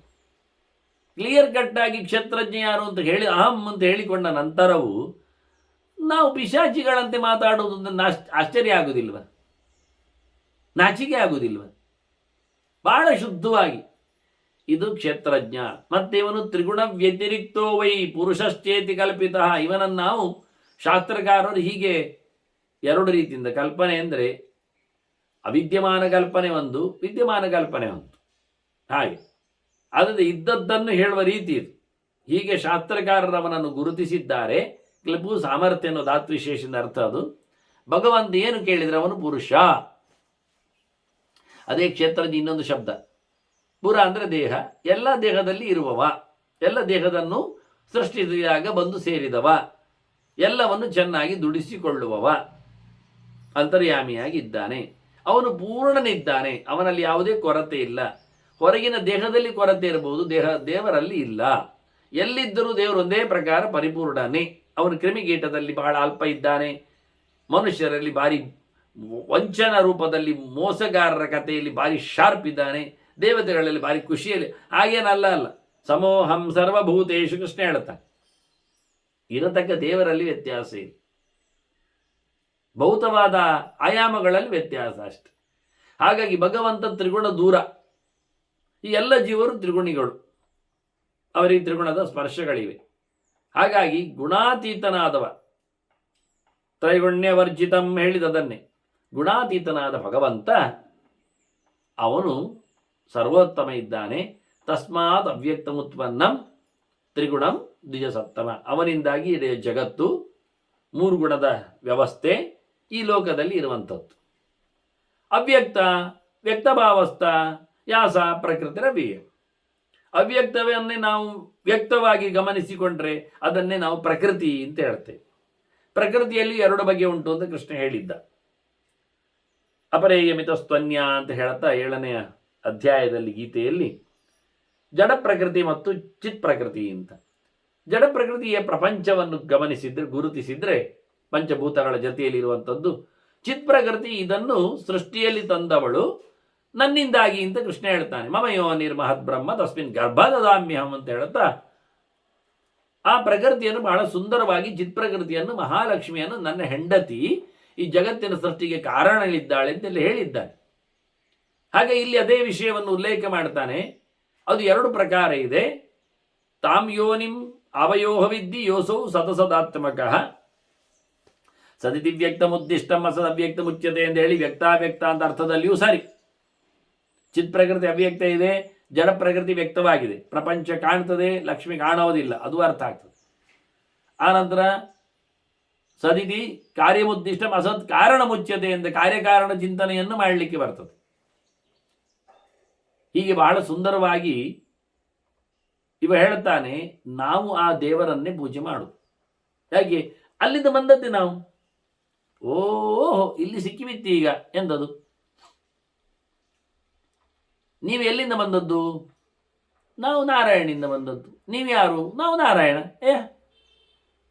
ಹಾಗಾದ್ರೆ ಅದನ್ನು ಮೂಲ ನಾರಾಯಣ ಅಂತ ಕರಿತೇವೆ ನಾವು. ಆಗ್ಬಹುದು, ಕರೀರಿ. ಹಾಗಾಗಿ ಪೂರ್ಣಮದಃ ಪೂರ್ಣವಿದಂ ಪೂರ್ಣಾತ್ ಪೂರ್ಣಮುದಚ್ಯತೆ ವೇದ ಹೇಳ್ತದೆ. ಪರಿಪೂರ್ಣನಾದ ಭಗವಂತನಿಂದ ಅವತಾರದ ಪರಿಪೂರ್ಣವಾದ ರೂಪಗಳು ಹೊರಗೆ ಬರ್ತವೆ, ಮತ್ತೆ ಅವತಾರ ಮುಗಿಸಿ ಒಳಗೆ ಹೋಗ್ತವೆ, ಮುಗಿಯಿತು. ಎಲ್ಲ ಹೀಗೆ ಮತ್ಸ್ಯನಾಗಿ ಕಾಣಿಸಿಕೊಂಡ, ಅದಿಲ್ಲ ಅದ. ಹಾಗೆ ಭಗವಂತ ವ್ಯೂಹರೂಪಗಳಲ್ಲಿ ಕಾಣಿಸ್ತಾನೆ, ಇಲ್ಲ ಆಗ್ತಾನೆ. ದೀಪಾಂತರ ಮ್ಯತಾಂತ ತ್ರಿಸರ್ಗೋ ವೃಷ ಅಂತ ಹೇಳಿ ಸೃಷ್ಟಿಯಲ್ಲಿ ಜಡದ ಸೃಷ್ಟಿ ನಮಗೆ ಗೊತ್ತುಂಟು. ಮಡಕೆ ಆಗುವುದು ಮಣ್ಣಿನಿಂದ ಎಲ್ಲ, ಅದಕ್ಕೆ ಉಪಾದಾನ ಕಾರಣ ಇರ್ತದೆ, ಒಬ್ಬ ಕರ್ತನಿರ್ತಾನೆ ಮಾಡ್ತಾನೆ ಅಂತ. ಹಾಗೆ ಜೀವನ ಸೃಷ್ಟಿ ನಮಗೆ ಅರ್ಥ ಆಗಿದೆ. ಜೀವನನ್ನು ಸೃಷ್ಟಿ ಮಾಡುವುದಿಲ್ಲ, ಅದು ಅಪ್ಪನ ಒಳಗೆ ಹೋದ ಜೀವ ಧಾತುವಿನ ಮೂಲಕ ಹೊರಗೆ ಬಂದು ಗರ್ಭದಲ್ಲಿ ಸಂಕ್ರಮಣಗೊಂಡು ಅದಕ್ಕೆ ಶರೀರ ನಿರ್ಮಿತಿಯನ್ನು ಕೊಟ್ಟು ಅಲ್ಲಿ ಜೀವನ ಸೃಷ್ಟಿಯನ್ನು ಕಾಣಿಸ್ತೇವೆ ನಾವು. ಆದರೆ ಭಗವಂತನ ಸೃಷ್ಟಿ ಈಗ ಅಲ್ಲ. ಭಗವಂತನ ಸೃಷ್ಟಿ ದೀಪದಿಂದ ದೀಪ ಹುಟ್ಟಿಸಿದ ಹಾಗೆ, ವ್ಯತ್ಯಾಸವೇ ಇಲ್ಲ, ಒಂದೇ ಬಗೆ. ಹುಟ್ಟಿಸಿದ ದೀಪ ಕಮ್ಮಿ ಆಗುವುದಿಲ್ಲ, ಹುಟ್ಟಿದ ದೀಪ ದೊಡ್ಡದು ಅನಿಸಿಕೊಳ್ಳುವುದಿಲ್ಲ. ನೀವು ಲಕ್ಷ ದೀಪ ಮಾಡಿದ್ರು ಒಂದೇ ಬಗೆ, ಎಲ್ಲ ನಂದಿಸಿದ್ರು ಒಂದೇ ಬಗೆ. ಹಾಗಾಗಿ ಈ ನಾರಾಯಣ ನಾರಾಯಣನ ವ್ಯತ್ಯಾಸ ಇಲ್ಲ. ಆದರೆ ಬಂದದ್ದವರು, ಆದ್ರಿಂದ ನಾನು ಅಲ್ಲಿಂದ ಬಂದದ್ರಿಂದ ಅವನನ್ನು ಪೂಜೆ ಮಾಡಿ ತೋರಿಸ್ತೇನೆ ಲೋಕಕ್ಕೆ, ಆಯ್ತಲ್ಲ. ನನಗೆಂತ ಆಗಬೇಕಾಗಿಲ್ಲ. ನಮೇ ಭಾರತಾಸ್ತಿ ಕರ್ತವ್ಯಂ ತ್ರಿಷು ಲೋಕೇಶು ಕಿಂಚನ ನಾನಮಾಪ್ತ ಮಮಾಪ್ತ ಭರ್ತಯೇವ ಚ ಕರ್ಮಣಿ. ಎಂತ ಸಿಗಲಿಕ್ಕೆ ಎಂದಿಲ್ಲ. ಆದರೆ ನಾನು ಕೆಲಸ ಮಾಡ್ತೇನೆ, ಪ್ರವಚನ ಕೇಳ್ತೇನೆ, ಪೂಜೆ ಮಾಡ್ತೇನೆ, ಮಿಂದುವಿ ಬರ್ತೇನೆ, ತೀರ್ಥ ತಗೊಳ್ತೇನೆ, ಆರತಿ ತಗೊಳ್ತೇನೆ ಎಲ್ಲ ಹೇಳ್ತಾನೆ ಕೃಷ್ಣ. ಯಾರ ಆರತಿ? ಹಾಗೆ ಲೋಕದಲ್ಲಿ ಏನು ಮಾಡುವ? ಈ ಧರ್ಮಪುತ್ರನಾದ ನಾರಾಯಣ ಹೇಳ್ತಾನೆ, ಅವಾಭ್ಯಾಂ ಪೂಜ್ಯತೆ ಯೋಹಿ ದೈವೇ ಪಿತ್ರೇ ಜಗಲ್ಪ್ಯತೆ. ನಾವಿಬ್ಬರು ಪೂಜೆ ಮಾಡೋದು ಅವನನ್ನೇ. ದೇವಾರಾಧನೆ, ಪಿತೃ ಸಮಾರಾಧನೆ ಎಲ್ಲ ವಿಷಯದಲ್ಲಿ ಅವನನ್ನೇ, ಆಯ್ತಾ. ಇಲ್ಲಿ ಹೇಳುವಾಗ ಅವಾಭ್ಯಂ ಅಂತಾನೆ. ನಾನು ಮತ್ತೆ ನನ್ನ ಇವ ನರ ಅಂತ. ನಿಜವಾಗಿ ನರ ಮಾಡುವುದು ಸರಿಯೇ, ಅವ ಜೀವ, ಅವ ಶೇಷ. ನಾರಾಯಣ ಮಾಡೋದು ಸುಮ್ಮನೆ, ಅವ ನಾಟಕ. ಆದ್ರೆ ಹೇಳುದು, ಆದ್ರಿಂದ ಇಲ್ಲಿ ಹೇಳುದು ಇಬ್ಬರೊಟ್ಟು ಇಟ್ಟುಕೊಳ್ಳುವಾಗ ಗಮತ ಇರ್ತದೆ. ನಾನು ಮತ್ತೆ ಹಾವು ಕಚ್ಚಿ ಸತ್ತದ್ದೇ ಅವ ಅಂತ ಹೇಳ್ತದೆ. ಯಾವುದು? ಇರುವೆ. ಪ್ರೋಗ್ರಾಮಿಗೆ ಬಂದಾಗ ನಿಜವಾಗಿ ಅದು ಕಚ್ಚಿ ಸಾಯ್ತದೆ ಎಲ್ಲಿಯಾದರೂ. ಹೇಳುವಾಗ ಗೌಜಿಯಲ್ಲಿ ಹೇಳ್ತದೆ, ಅವನು ಕಾಡಿಗೆ ಬಂದಿದ್ದ, ಅಲ್ಲಿ ಬರುವಾಗ ನಾನು ಕಚ್ಚಿದ್ದು, ಮತ್ತೆ ಹಾವು ಕಚ್ಚಿದ್ದು, ಮತ್ತೆಂದು ಶಬ್ದವೆಲ್ಲ ಹೇಳ್ತದೆ ಅದು. ಮತ್ತೆ ಹಾವು ಕಚ್ಚಿದ್ದು ಸತ್ತೇ ಆಯ್ತವ ಅಂತ. ಒಳ್ಳೇದಾಯ್ತು ಒಂದು. ಈಗ ಒಳ್ಳೆ ಕಥೆ ಆಯ್ತಲ್ಲ. ನೀನು ಕಚ್ಚಿ ಸತ್ತದ್ದ, ಹಾವು ಕಚ್ಚಿ ಸತ್ತದ್ದ? ಮೊದಲು ಯಾರು ಕಚ್ಚಿದ್ದು? ಅದು ಯಾರು ಕೇಳುದಿಲ್ಲ. ಮೊದಲು ಹಾವು ಕಚ್ಚಿದ್ರೆ ಮೊದಲು ಸತ್ತಿರ್ತಾನೆ, ಮತ್ತೆ ನೀನು ಕಚ್ಚಿ ಪ್ರಯೋಜನ ಇಲ್ಲ. ನೀನು ಕಚ್ಚಿದ ನಂತರ ಅವನು ಬದುಕಿದ್ದಾನೆ, ಮತ್ತೆ ಹಾವು ಕಚ್ಚದೆ ಅವನು ಸಾಯುವುದಿಲ್ಲ. ಹೇಳಿಕೊಳ್ಳುವಾಗ ಗಮ್ಮತ್ತು ಹೇಳ್ತದೆ ಒಟ್ಟಿಗಿದ್ದರಿಂದ. ನಾನು ಕಚ್ಚಿದೆ, ಹಾವು ಕಚ್ಚಿತು, ಹಾಗೆ ಆಯ್ತಿದ್ದು. ನಿಜವಾಗಿ ನಾರಾಯಣ ಅವನು ಮಾಡುವುದು ಸುಮ್ಮನೆ ನಾಟಕ, ನಿಜವಾಗಿ ಮಾಡುವವ ನರ. ಆ ನರನನ್ನು ಮಾಡಿಸ್ಲಿಕ್ಕೆ ನಾರಾಯಣ ಆಗಿ ಮಾಡಿ ತೋರಿಸ್ತಾನೆ. ಇಲ್ಲಿ ಒಟ್ಟು ಹೇಳುವಾಗ ನಾವಿಬ್ಬರು ಪೂಜೆ ಮಾಡ್ತೇವೆ, ಕೆಲವೊಮ್ಮೆ ಹೇಳುವುದಿಲ್ವ? ಅವರು ಮನೆಗೆ ಬಂದರು ಅತಿಥಿಗಳು, ನಾವೆಲ್ಲ ಸೇರಿ ಅವನಿಗೆ ಉಪಚಾರ ಮಾಡಿದೆವು ಅಂತ. ಎಲ್ಲ ಸೇರಿ ಉಪಚಾರ ಮಾಡುದ? ಯಾರಿಲ್ಲ, ಒಬ್ಬನೇ. ಎಲ್ಲರೊಟ್ಟು ಸೇರಿ ಅವನ ಕಾಲಿ ಎಳಿತಾರ? ಇಲ್ಲ. ಎಲ್ಲ ಒಟ್ಟು ಸೇರಿ ಅವನ ಬ್ಯಾಗು ತಗೊಳ್ತಾರೆ? ಇಲ್ಲ. ಒಬ್ಬ ಬ್ಯಾಗು ತಗೊಳ್ತಾನೆ, ಒಬ್ಬ ಅವರನ್ನು ಎಲ್ಲ ಕರ್ಕೊಂಡು ಬರ್ತಾನೆ, ಮತ್ತೊಬ್ಬ ದೀಪ ಹಾಕ್ತಾನೆ. ಸಂಜೆ ರಾತ್ರಿ ಅಂತ ಬಂದಿದ್ದರು ಒಮ್ಮೆ. ಹೇಳುವಾಗ ಅವರು ಅತಿಥಿಗಳು ನಿನ್ನೆ ಬಂದಿದ್ರು ಮಾರೆ, ನಾವೆಲ್ಲ ಅವರಿಗೆ ಸೇರಿ ಉಪಚಾರ ಮಾಡಿದ್ದೇವೆ, ಚೆನ್ನಾಯ್ತು ಅವರಿಗೆ ಅಂತ. ಯಾರು ಅಡಿಗೆ ಮಾಡಿ ಆಗೋದು, ಬಡಿಸೋದು ಯಾರು, ತಂದು ಕೊಡೋದು ಯಾರು? ಹೇಳುವಾಗ ಎಲ್ಲರೂ ಹೇಳಿಕೊಳ್ತಾರೆ, ಕ್ರೆಡಿಟ್ ಎಲ್ಲರಿಗೂ ತಗೊಳ್ತಾರೆ. ಹಾಗೆ ಇಲ್ಲಿ ನಾವಿಬ್ಬರು ಅಂತ ಕೃಷ್ಣ ಅಂದರೆ ನಾರಾಯಣ ಇಟ್ಟುಕೊಂಡು ನರನ ನಿಜವಾಗಿ ಆದದ್ದು ನರನಿಂದ, ಇವ ಸುಮ್ಮನೆ ಮಾಡಿದ್ದಾನೆ. ಹೀಗೆ ಬಹಳ ಚಂದವಾಗಿ ನಾಸ್ತಿ ತಸ್ಮಾತ್ ಪರೋನ್ಯೋ ಹಿ ಪಿತಾ ದೇವ ಅಥವಾ ದ್ವಿಷ. ನಾರಾಧನಿಗೆ ಹೇಳ್ತಾನೆ, ಅವನಿಗಿಂತ ಮಿಗಿಲಿಲ್ಲ ಮಾರಾಯ. ಇನ್ನೊಮ್ಮೆ ಸ್ಪಷ್ಟಪಡಿಸ್ತಾನೆ ನಾರಾಯಣ, ಸರ್ವೋತ್ತಮ ಅವನೇ. ನಮ್ಮನ್ನು ತಂದವ, ನಾವು ಎಲ್ಲಿಂದ ಹೊರಟು ಬಂದಿದ್ದೇವೆಯೋ, ಅವತರಿಸಿಕೊಂಡಿದ್ದೇವೆಯೋ ಅಂತಹ ಮೂಲ ಬಿಂಬ ಅವನು ನಮಗೆ ಕಾರಣ ಇದ್ದಾನೆ. ಅವನಿಗಿಂತ ಬಿಗಿಲಿ ಯಾರಿಲ್ಲ ಮಾರೆ. ಇನ್ನು ಅವನು ಎಲ್ಲಿಯಾದರೂ ಬಂದಿದ್ದಾನ ಅಂತ ಕೇಳಲಿಕ್ಕೆ ಹೋಗಬೇಡಿ. ನಾತಿ ತಸ್ಮಾತ್ ಪರಹ ಅನ್ಯೇಹಿ, ಯಾರೊಬ್ಬನೂ ಇಲ್ಲ. ಪಿತಾ ಅವನೇ, ದೇವ ಅವನೇ, ಆಯ್ತಾ. ಇನ್ನೆಂತ ಹೇಳುದು? ಅದನ್ನು ದೈವತ್ವೇನ ಆರಾಧನೆ ಮಾಡುವುದು ದೇವರನ್ನೇ, ನಾವು ಪಿತೃತ್ವೇನ ಆರಾಧನೆ ಮಾಡುವುದು ನಾವು ದೇವರನ್ನೇ. ಇನ್ನೆಂತ ಹೇಳುವ? ನಮ್ಮನ್ನು ಅಲ್ಲಿಂದ ಉಗಮ ಮಾಡಿದ್ರಿಂದ ಅವನು ಪಿತೃ ಅಂತ ಆಗಿದ್ದಾನೆ, ನಮಗೆ ಉಪಾಸನಾದ್ರಿಂದ ನಮಗೆ ದೇವ ಆಗಿದ್ದಾನೆ. ಇನ್ನೆಂತ ಹೇಳುದು? ಆತ್ಮ ಹಿ ನೌ ಸವಿಜ್ಞೇಯ ತದಸ್ತಂ ಪೂಜೆಯಾವಹೆ. ನಮ್ಮ ಅಂತರ್ಯಾಮಿ ಅವನೇ. ಇವನಿಗೆ ಅಂತರ್ಯಾಮಿ ಇಲ್ಲ, ಒಂದೇ ಬಗೆ ಎಲ್ಲ ವಿಜ್ಞಾನಮಯ ರೂಪ ಅವನದ್ದು. ಸತ್ಯಜ್ಞಾನಮನಂತಂ ಬ್ರಹ್ಮ ಅಂತ. ದೇವರು ದೇವರೊಳಗೆ ಹೋಗುವುದಿದೆ, ಎಲ್ಲ ಕಡೆಯಲ್ಲಿದ್ದಾನಲ್ಲ ದೇವರು, ಒಂದೇ ನಮನೆಯದು, ಮೋಲ್ಡೆಡ್ ಇದ್ದಾಗೆ. ಆದರೆ ನರನೊಳಗಿದ್ದಾನೆ. ಅದರಿಂದ ಅಂತರ್ಯಾಮಿಯಾದ ಭಗವಂತ ಎಲ್ಲ ಕಡೆ ತುಂಬಿದವ, ಎಲ್ಲರಿಗೂ ಪೂಜಾರ್ಹ. ಯಾರು ಪೂಜೆಗೆ ಯೋಗ್ಯ ಕೇಳಿದರೆ, ಯಾರು ಬಿಂಬನೋ, ಯಾರು ಅಂತರ್ಯಾಮಿಯೋ ಅವನೇ. ಮುಗೀತಾ? ನಮಗೆ ಪೂಜ್ಯ ಯಾರು ಎನ್ನುವುದಕ್ಕೆ ಒಂದೇ ಉತ್ತರ ಕೊಟ್ಟದ್ದು ಆತ್ಮ. ಆತ್ಮೇತಿ ಭಗಚ್ಚಂತಿ ಗ್ರಾಹಯಂತಿ ಚ. ಇಡೀ ಸೂತ್ರದ ಸಮುದಾಯದ ಅರ್ಥ ವೇದದಲ್ಲಿ ನಿನಗೆ ಅಂತರ್ಯಾಮಿಯಾದವನೇ ಉಪಾಸ್ಯನು, ನಿನ್ನ ಬಿಂಬನೇ ನಿನಗೆ ಆರಾಧ್ಯನು, ಅವನೇ ಸರ್ವಾಂತರ್ಯಾಮಿಯು, ಸರ್ವಗತನು, ಸರ್ವಚೇಷ್ಟಗನು, ಸರ್ವವ್ಯಾಪ್ತನು, ಎಲ್ಲ ಅವನೇ. ಇಷ್ಟು ಹೇಳಿ ಸ್ಪಷ್ಟವಾಗಿ ಅವನಿಗಿಂತ ಮಿಗಿಲಾದವರು ಯಾರೂ ಇಲ್ಲ. ತೇನೈಷ ಪ್ರತಿತಾ ಬ್ರಹ್ಮನ್ ಮರ್ಯಾದ ಲೋಕಭಾವಿನಿ. ಈ ಪೂಜೆ ಪುನಸ್ಕಾರ ಹಾಗೆ ಹೀಗೆ ಮಾಡಬೇಕೆನ್ನುವುದು ಅವನೇ ಮಾಡಿದ್ದು ಚೌಕಟ್ಟು ಹೇಳ್ತಾರೆ. ಯಾರನ್ನು ಪೂಜೆ ಮಾಡಬೇಕು, ಯಾರಿಂದ ಮೋಕ್ಷ ಆಗ್ತದೆ, ಎಲ್ಲಿ ಬಿಡುಗಡೆ, ಏನು ಫಲ ಎನ್ನುವುದೆಲ್ಲ ಮಾಡಿದ್ದು ಇವನೇ. ಆದ್ರಿಂದ ಅವನು ಮಾಡಿದ್ದನ್ನು ನಾವು ಕೇಳ್ತೇವೆ. ಇಡೀ ಲೋಕಕ್ಕೆ ಅವನು ಕೊಟ್ಟಿರತಕ್ಕ ಚೌಕಟ್ಟು, ಉಪದೇಶ, ಆದೇಶ, ವ್ಯವಸ್ಥೆ, ಧರ್ಮ ಪ್ರಜ್ಞೆ ಜಾಗೃತಿಗೊಳಿಸಿದ ರೀತಿ ಅದು. ದೈವಂ ಪಿತ್ರೇಂಚ ಕರ್ತವ್ಯಮಿತಿ ತಸ್ಯಾನುಶಾಸನಂ. ದೇವರೇನು ಹೇಳಿದ್ದಾನೆ? ದೈವ ಪಿತೃಕಾರ್ಯಾಭ್ಯಾನ್ನ ಪ್ರಮದಿತವ್ಯಂ ಅಂತ ಹೇಳಿದ್ದಾನೆ. ನೀನು ನಿನ್ನ ದೇಹದೊಳಗೆ ನೆಲೆಗೊಂಡ ತತ್ವೇಶ್ವರನ್ನು, ದೇವತೆಗಳನ್ನು ಕಾಲಕಾಲಕ್ಕೆ ಅನುಗುಣವಾಗಿ ತೃಪ್ತಿಪಡಿಸಬೇಕು. ಅದರಲ್ಲಿ ಸರ್ವೋತ್ತಮನಾದ ನಾರಾಯಣನನ್ನು, ಎಲ್ಲ ತತ್ವಾಭಿಮಾನಿಗಳಿಗೆ ಒಡೆಯನಾದವನನ್ನು ಮರೆಯದಂತೆ ಉಪಾಸನೆ ಮಾಡಬೇಕು. ಈ ದೇಹವನ್ನು ಹೊರಗಿನಿಂದ ಭೌತವಾಗಿ ತಂದುಕೊಟ್ಟವರು ನಿನಗೆ ತಂದೆ ತಾಯಿಗಳು. ಅವರ ಸೇವೆಯನ್ನು, ಅವರ ನೆನಪನ್ನು, ಅವರ ಕಾರ್ಯವನ್ನು ಸಹ ತದನುಗುಣವಾಗಿ ಮಾಡ್ತಾ ಬರಬೇಕು. ದೇಹದಲ್ಲಿ ನೆಲೆಗೊಂಡ ದೇವತೆಗಳು, ಅದರಲ್ಲಿ ಪ್ರಧಾನನಾದ ಪ್ರಾಣ, ಅದಕ್ಕಿಂತ ಮಿಗಿಲಾದ ನಾರಾಯಣ, ಹಾಗೆಯೇ ವಂಶದಲ್ಲಿ ತಂದುಕೊಟ್ಟ ದೇವವನ್ನು ಪಿತೃಗಳು, ಅದರಲ್ಲಿ ಭಗವಂತನ ವಿಶೇಷವಾದ ರೂಪ ವಿಶೇಷಗಳು. ಮೂವರಲ್ಲಿ ಮೂರು ನಿಂತಂತೆ, ವಿಶ್ವೇ ದೇವತೆಗಳಲ್ಲಿ ಸೇರಿಕೊಂಡಂತೆ ವಾಸುದೇವ ಶಂಕರ ಪ್ರತಿಮನ ಅನಿರುದ್ಧರನ್ನು ಉಪಾಸನೆ ಮಾಡಿ. ಇದು ಅವರೇ ಮಾಡಿಕೊಟ್ಟಂಥ ರೀತಿ, ನಾವು ಅದನ್ನೇ ಮಾಡ್ತೇವೆ. ಆ ಪರಮಾತ್ಮನಿಂದಲೇ ಎಲ್ಲರೂ ಬಂದದ್ದು, ನಡೆಸಿಕೊಡುವವರೆಲ್ಲ. ಏಕವಿಂಶತಿರುತ್ಪನ್ನಾ, ಬ್ರಹ್ಮ ಆಗಲಿ, ರುದ್ರ ಆಗಲಿ, ಆನಂತರ ಇಂದ್ರ ಆಗಲಿ, ಗರುಡಶೇಷ ರುದ್ರರಾಗಲಿ, ಮರೀಚಿ, ಅತ್ರಿ, ಅಂಗಿರಸ್ಸು, ಪುಲಸ್ತ್ಯ, ಪುಲಹ, ಕ್ರತು, ಭೃಗು, ವಸಿಷ್ಠ, ದಕ್ಷ, ಕ್ರೋಧ, ವಿಕ್ರೀತ, ಇವರೆಲ್ಲ ಬಂದದ್ದು ಅಲ್ಲಿಂದಲೇ. 21 ಜನರ ಬಗ್ಗೆ ಇಲ್ಲಿ ಪಟ್ಟಿ ಕೊಡ್ತಾರೆ. ವಾಸ್ತವವಾಗಿ ಕರ್ದಮ ಇವರನ್ನೆಲ್ಲ ತರ್ತಾನೆ. ಅದು ಭಗವಂತನಿಂದ ಹುಟ್ಟಿದ್ದು, ಎಲ್ಲಿಂದ ಯಾರ್ಯಾರು ಅಂತೆಲ್ಲ ವ್ಯವಸ್ಥೆಗಳನ್ನೆಲ್ಲ ಭಾಗವತ ಹೇಳ್ತದೆ. ಹಾಗೆ ಭಗವಂತನಿಂದ ಬಂದಿರತಕ್ಕ ಎಲ್ಲರೂ ಸಹ ಮೊದಲ ಬಾರಿಗೆ ಈ ಸೃಷ್ಟಿಯನ್ನು ಮುಂದುವರಿಸಿದವರು ಮನು ಸೇರಿ ಸ್ವಯಂಭುವನನ್ನು ಗಮನಿಸ್ತಾರೆ. ಅವರೆಲ್ಲ ಮುಂದೆ ಈ ಚೌಕಟ್ಟಿನಲ್ಲೇ ಕೆಲಸ ಮಾಡ್ತಾ ಬಂದಿದ್ದಾರೆ, ದೇವರ ಸಮಾರಾಧನೆಯನ್ನು ಮಾಡ್ತಾ ಬಂದಿದ್ದಾರೆ. ಇದು ಮಾಡಲಿಕ್ಕೆ ಅವರನ್ನು ತಂದುಕೊಟ್ಟಿದ್ದಾನೆ. ಇಲ್ಲೆಲ್ಲ ಹಾಗೆ ಇರುವಂಥದ್ದು, ವ್ಯತ್ಯಾಸ ಇಲ್ಲ. ತಸ್ಯ ದೇವಸ್ಯ ಮರ್ಯಾದ ಪೂಜೆಯಂತಹ ಸನಾತನಿ ದೈವಾರಾಧನೆ, ಪಿತೃಆರಾಧನೆ, ಅಂದರೆ ದೈವಾರಾಧನೆ, ದೇವತೆಗಳ ಆರಾಧನೆ, ಇದನ್ನು ಪ್ರತಿಯೊಬ್ಬರೂ ಸಹ ತಪ್ಪದೆ ಆವತ್ತಿನಿಂದ ಮಾಡಿಕೊಂಡು ಬಂದಿದ್ದಾರೆ. ಅದೇ ನಾರಾಯಣನ ಆರಾಧನೆ, ಪೂಜೆ, ಬೇರೆ ಯಾರದ್ದು ಅಲ್ಲ. ಆತ್ಮಪ್ರಾಪ್ತಾನಿ ಚತಃ ಜಾನಂತಿ ದ್ವಿಜಸತ್ತಮ.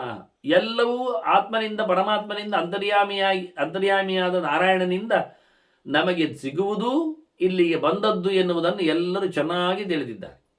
ಇನ್ನೆಂತ ಹೇಳುವ, ಸರ್ವಮೇತ ಜಗಚ್ಚೈವ ನಿಸ್ಸೃತಂ ಹೇಳಿದ ಹಾಗೆ ಎಲ್ಲವೂ ದೇವರಿಂದ ಹೊರಹೊಮ್ಮಿದೆ ಎನ್ನುವುದನ್ನು ಮತ್ತೆಷ್ಟು ಸತ್ಯ ಹೇಳುವುದು? ಅಂತರ್ಬೈಚದ ಸರ್ವಮ್ಯಾಪಿ ನಾರಾಯಣ ಸಿದ್ಧ, ಎಲ್ಲೆಡೆಯೂ ದೇವರು ತುಂಬಿದ್ದಾನೆ, ಎಷ್ಟು ಸತ್ಯ ಹೇಳುವುದು? ತಿಳ್ಕೊಂಡಿದ್ದಾರೆ. ಸರ್ವತ್ರ ವ್ಯಾಪ್ತನಾದ ಅಂತರ್ಯಾಮಿಯಾದ ಆತ್ಮನನ್ನು, ಏಷತೆ ಆತ್ಮ ಅಂತರ್ಯಾಮಿ ವ್ರತ, ಯ ಪೃಥಿವ್ಯಾಂ ತಿಷ್ಠನ್, ಯೋ ಅಪ್ಸುತಿಷ್ಠನ್, ಯ ತೇಜಸ್ತಿಷ್ಠನ್, ಯ ಆಕಾಶತಿಷ್ಠ, ಯೋ ಯ ಆತ್ಮನಿಷ್ಠನ್. ಜೀವನಲ್ಲಿಯೂ ನೆಲೆಗೊಂಡು ಜೀವನಿಗೂ ತಿಳಿಯದೆ ತಾನು ಕೆಲಸ ಮಾಡುತ್ತಿರುವ ಭಗವಂತ ಅಂತರ್ಯಾಮಿ ನಾರಾಯಣ ಎನ್ನುವುದು ಎಲ್ಲ ಭಾಷ್ಯಕಾರರಿಗೂ ಗೊತ್ತುಂಟು. ಅದನ್ನು ಹೇಳಿದರು. ಇದೆಲ್ಲವೂ ಆತ್ಮನಿಂದ, ಅಂತರ್ಯಾಮಿಯಿಂದ, ಬಿಂಬನಿಂದ, ಸರ್ವವ್ಯಾಪ್ತರಿಂದ, ಸ್ವಾಮಿಯಿಂದ ಸಿಕ್ಕಿದ್ದು ಬಂದದ್ದು ಅಂತ ಎಲ್ಲರೂ ತಿಳ್ಕೊಂಡಿದ್ದಾರೆ. ತಿಳುವಳಿಕೆ ಪಡೆಯುವ ಯೋಗ್ಯತೆ ಉಳ್ಳವರೆಲ್ಲರೂ ಯೋಗ್ಯರು ತಿಳ್ಕೊಂಡಿದ್ದಾರೆ.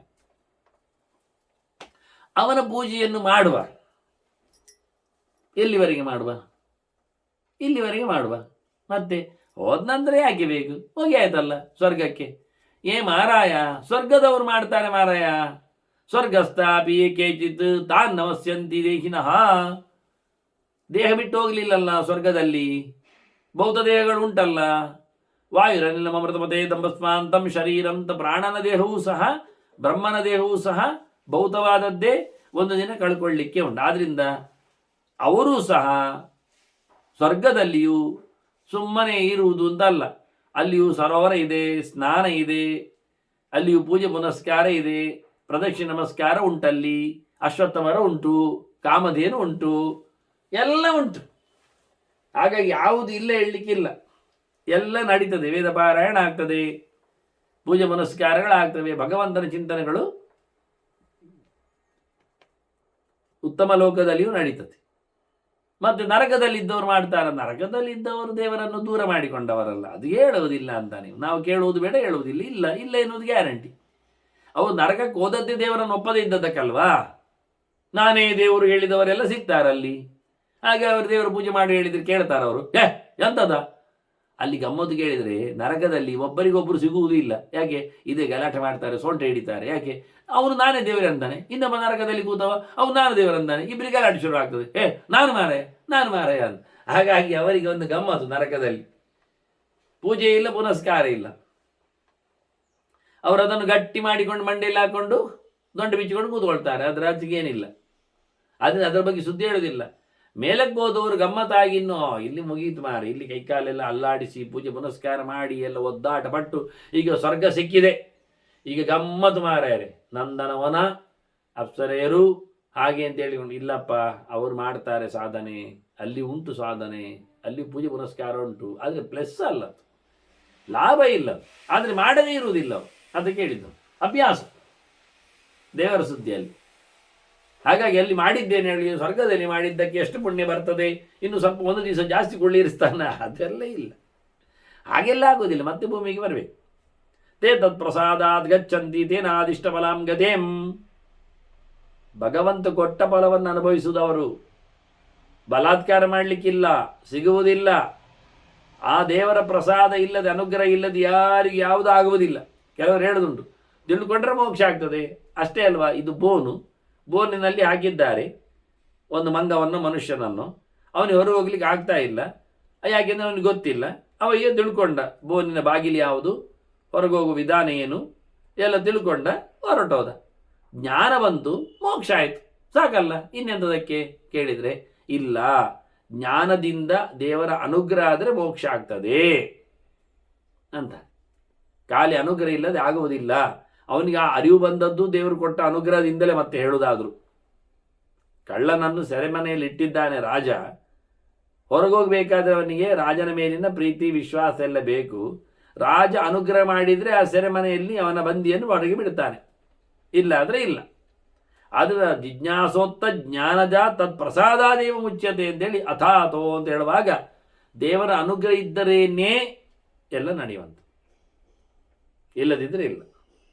ತಿಳಿದು ಯಮೇವೈನಂ ಅಂತ ಹೇಳಿಕೊಂಡು ಭಗವಂತ ಹೇಳ್ತಾನೆ, ಏನಮ್ಮೋಕ್ಷಯಾಮಿ ಅಂತ. ಭಗವಂತ ಇವನನ್ನು ನಾನು ಬಿಡುಗಡೆ ಮಾಡ್ತೇನೆ ಎಂದು ಇಚ್ಛೆ ಮಾಡಬೇಕು, ಆಗ ಮಾತ್ರವೇ ಮೋಕ್ಷ ಸಿಗುವುದು. ಅದು ತತ್ ಪ್ರಸಾದಾತ್ ಗಚ್ಚಂತಿ ಅಂತ ಇಲ್ಲಿ ಸ್ಪಷ್ಟವಾಗಿ ದೇವರ ಅನುಗ್ರಹ. ಯೇ ಹೀನಾಹ ಸಪ್ತದಶಭಿಃ ಗುಣೈಃ ಕರ್ಮಭಿರೇವ ಕಲಾಹ ಪಂಚದಶ ತ್ಯಕ್ತ್ವ ತೇ ಮುಕ್ತಾಃ ಇದು ನಿಶ್ಚಯ. ಇನ್ನು ಮುಕ್ತರು ಹೇಗಿರ್ತಾರೆ ಕೇಳಿದರೆ, ಅವರು ಈ ಇಂದ್ರಿಯಗಳನ್ನೆಲ್ಲ ಕಳ್ಕೊಂಡಿರ್ತಾರೆ, ಜೊತೆಯಲ್ಲಿ ಗುಣತ್ರಯದಿಂದ ದೂರರಾಗ್ತಾರೆ. ಪಾಂಚಭೌತಿಕವಾದ ದೇಹ ಅವರಲ್ಲಿ ಇರುವುದಿಲ್ಲ. ಈ 15 ಕಲೆಗಳು ಇಲ್ಲ, ಜೀವಕಲೆ ಮಾತ್ರ ಅದು. ಷೋಡಶ ಕಲ ಪುರುಷ ಅಂತ ಹೇಳುವಲ್ಲಿ ಶ್ರದ್ಧಾ ಕಮ್ಮಾಯುರಾಭರ್ಜು, ನಾನು ಹೇಳಿ ಅದು ಪಂಚಭೂತಗಳಿಲ್ಲ ಅಂತ. ಹಾಗಾಗಿ ಅವನಲ್ಲಿ ಇರತಕ್ಕಂಥ ಯಾವುದೇ ಹೊರಗಿನ ಬಾಹ್ಯವಾದ ಸಂಪರ್ಕ ಇಲ್ಲದೆ ಕೇವಲ ಶುದ್ಧವಾದ ಜೀವ. ಅದನ್ನೇ ಹೇಳಿದ್ದು, ಪ್ರಾಪ್ತಾನಾಂ ಷೋಡಶೀಂ ಕಲಾಂ ಕ್ವಾಪಿ ದೃಶ್ಯತೆ. ಭಗವಂತ ಕೆಲವೊಮ್ಮೆ ಅವರಿಗೆ ಕಾಣ್ತಾನೆ, ಜೀವನನ್ನು ಕಂಡವನಿಗೆ ಆತ್ಮಾಪರೋಕ್ಷ ಆದವನಿಗೆ ಪರಮಾತ್ಮ ಕಾಣ್ತಾನೆ. ಅದು 15 ಕಲೆಗಳನ್ನು ಕಳಚಿಕೊಂಡ ಬಂದವ ಈ ಹೊರಗಿನ ಭೌತವಾದಂತಹ ತತ್ವಗಳನ್ನೆಲ್ಲ, ಇಂದ್ರಿಯಗಳು, ವಿಷಯಗಳು, ಈ ಬಾಹ್ಯವಾದ ಮನಸ್ಸು, ಬುದ್ಧಿ, ಗುಣತ್ರಯ, ಇವನ್ನೆಲ್ಲ, ಹಾಗೆಯೇ ಈ ಕಾಮ್ಯ ಕರ್ಮಗಳು, ಪ್ರಾರಬ್ಧ ಕರ್ಮಗಳು, ಇವನ್ನೆಲ್ಲ ಕಳ್ಕೊಂಡವ. ಸಂಚಿತಕ್ಕೆ ಮಾಫಿಯ ಉಂಟು, ರಿಯಾಯಿತಿ ಉಂಟು, ಆಗಾಮಿ ಅಂತ ಅವನನ್ನು ಮುಟ್ಟುವುದಿಲ್ಲ. ಆದ್ದರಿಂದ ಪ್ರಾರಬ್ಧಗಳು ಕಳೆದಾದ ನಂತರ ಅವನು ಮುಕ್ತರಾಗ್ತಾನೆ. ಈಗ ಸಿಕ್ಕಿದ್ರಿ ನೀವು, ಈಗ ಮುಕ್ತ ಅಲ್ಲವ, ನಿಮ್ಮ ಸುದ್ದಿ ಇಲ್ಲ, ದೇವರ ಸುದ್ದಿ ಇಲ್ಲಲ್ಲ. ಮಾರಾಯ ಆಗಲಿಲ್ಲ ವಾಕ್ಯ ಅಂತಾನೆ ನಾರಾಯಣ.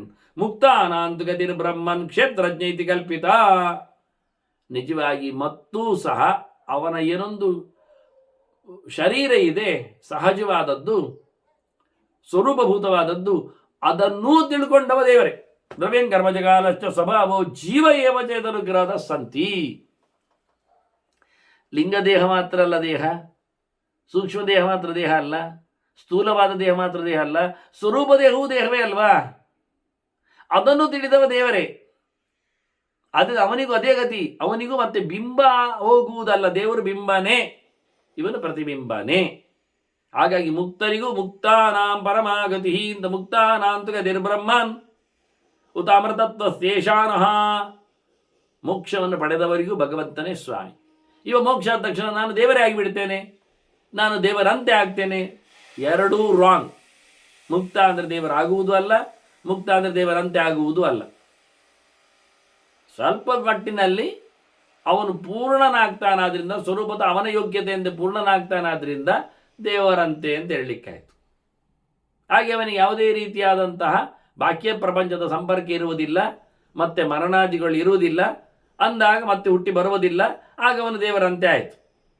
ಅಜ ಅಂತ, ಅವ್ಯಯ ಅಂತ ಅಂದ ಬಳಿಕ ಅವನು ಭಾರಿ ಗಮ್ಮತ್ತಿಲ್ಲ, ಇನ್ನು ನಾಳೆಯಿಂದ ನಾನೇ ಲಕ್ಷ್ಮೀ ಒಡೆಯ, ನಾನೇ ಜಗತ್ತು ಕರ್ತೃ, ಅದೆಲ್ಲವೂ ಇಲ್ಲವೇ ಇಲ್ಲ, ಸುಳ್ಳೆ.